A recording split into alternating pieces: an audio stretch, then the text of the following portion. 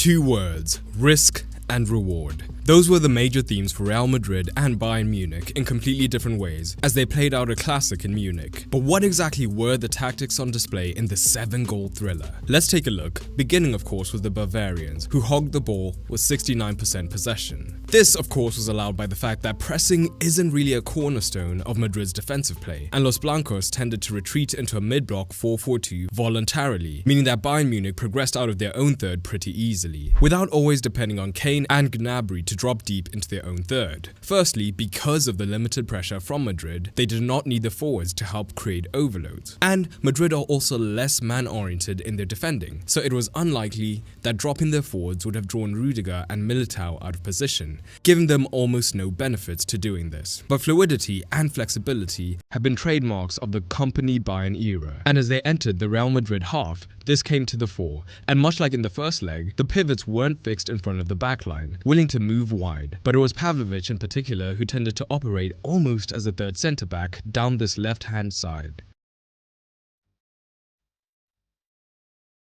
And with Gnabry and later Musiala alongside Kane operating almost as dual 10s at times, having a Madrid midfielder try to remain touch-tight to the dropping pivot could have left massive holes here, and the potential of an overload did threaten to happen.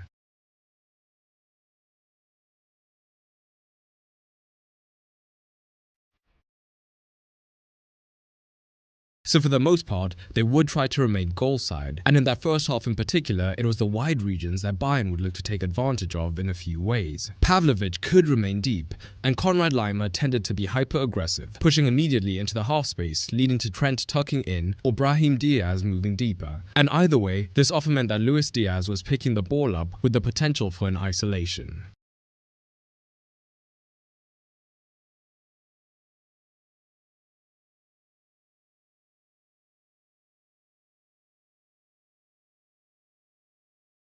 And as the match wore on, they looked to crank up that wide pressure even more, with Pavlovic tending to push high up with the ball pretty aggressively to draw Diaz into the press higher up the pitch and take the potential of those 1v1 situations and instead turn it into a 2v1. And as strange as it may seem to say in these situations, today Diaz wasn't quite at his best, rarely getting past his man in the first half at least.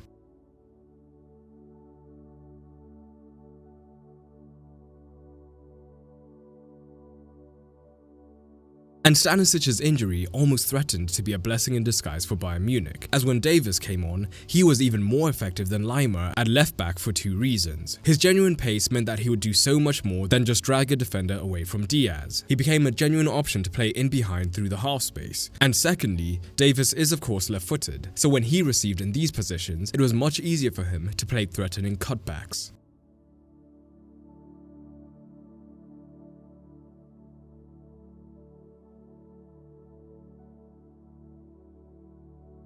And all of this was being backed up in that first half by the right-hand side, where Stanisic was also aggressively pushing up into the half space early on, meaning that Bayern's attacking shape was often a 3-1 and then a fluid front 6, though Stanisic was less aggressive in making the runs in behind, primarily being in supporting positions for Elise, who was looking to be 1v1. And in these situations, both sides were trying to balance risk. Real's risk was more subtle, as being so passive in the first phase and allowing Bayern to come onto them and dominate the ball did cause issues, as they were depending on their backline to hold strong throughout. Bayern, on the other hand, took the risk of being hyper-aggressive with their fullbacks to facilitate these wide overloads and their dangerous wingers getting into 1v1s. And they consistently paid for this, as Bayern played plenty of sloppy passes in the midfield, leading to a highly transitional back and forth game. And every time the Bavarians did lose the ball here, it allowed Vinicius and Mbappe to immediately attack the space behind the high fullbacks.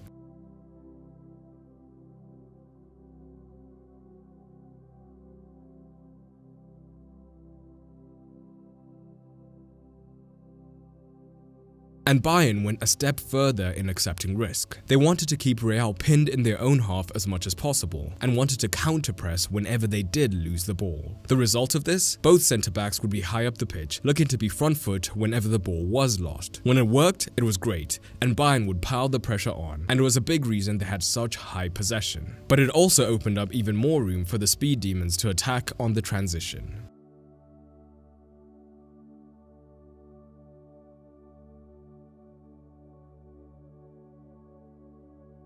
And Bayern did make a tweak in the second half, not to shore up their defense, but to try and make their attack even more effective. Like we touched on, in that 4-4-2, there was the potential for the central overload. And down the right, Bayern really tried to press home this advantage with a lopsided attack down the right. Laimer and Olise attacked much more narrowly, trying to get between the lines, so that if a Real Madrid midfielder was drawn out of position, Olise in particular would either be able to get into shooting positions much more quickly or facilitate close proximity combination play in zone 14. And just before we take a look at what Madrid did in possession and the even bigger risks Bayern took in the press, if you're a true tactical nerd and want to take your understanding even deeper, sign up for Football Fundamentals through the link in the description below. Football Fundamentals is my free program designed to teach you the basics of analysis over the course of 30 days, and like I said, it's completely free.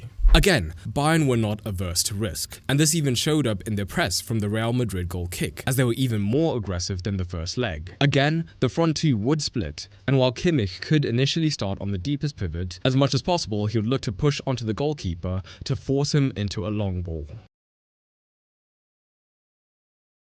The issue was, of course, that the remaining midfielder would potentially be completely overloaded, so Kompany pushed Laimer higher into the midfield. The massive risk, of course, is that they were going completely man-to-man around the pitch, and this is where individual quality and physicality potentially thrive. And in the midfield, no one threatened to take more advantage of this than Bellingham, who would look to turn and use his physicality to move into the Bayern third on more than one occasion.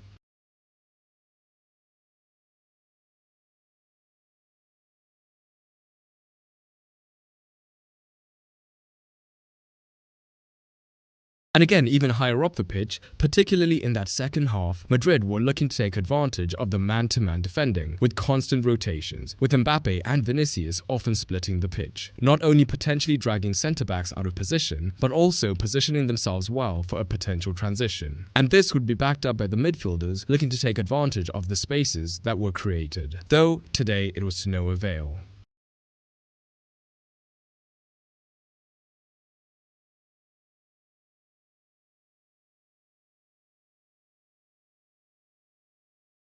But this wasn't the only way that Madrid threatened in controlled possession though, because that Vinicius-Mbappe combination almost took over the game. Whenever Vinicius was able to receive in these areas, particularly if Upamecano was drawn out to him in man-to-man situations, the Bayern defenders tended not to get touch-tied to the Brazilian, perhaps fearful of the space in behind. But the combination of Vinicius getting his head up and the space here meant that Mbappe could consistently make diagonal runs in behind that Vinicius would find.